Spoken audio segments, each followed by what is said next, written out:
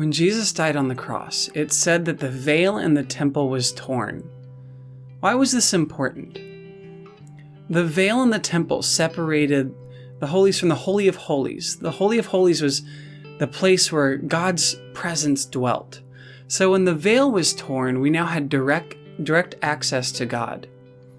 You see, the temple was the place where God's presence and God's glory dwelt in the Old Testament. But even before there was a temple, there was the tabernacle. The tabernacle was like a movable temple. So both of these places were the place where the Israelites went to worship God. Before both of these existed, there was the Garden of Eden.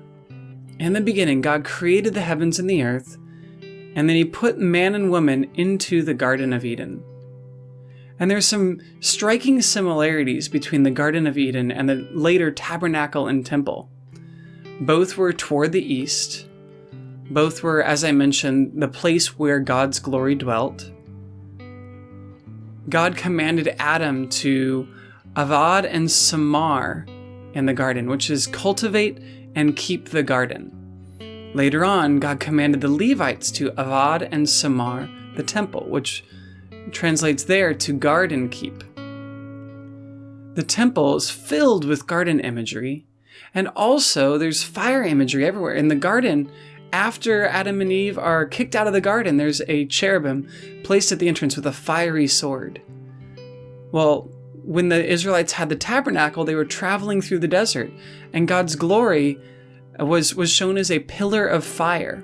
And then later on in the temple, there was 24/7 flame in the candle there. So there's fire imagery throughout. And furthermore, sin is what separated Adam from the garden. After Adam and Eve sinned, they were taken from the garden. Sin had to be purged from the temple. And only once per year could the high priest, after cleansing himself of sin through sacrifices, could he enter the Holy of Holies, God's presence. This is significant for many reasons, and I'm going to go into those reasons in the next couple deep dives. So please come back next week and listen to this first one about the importance of what it means that God dwells with us.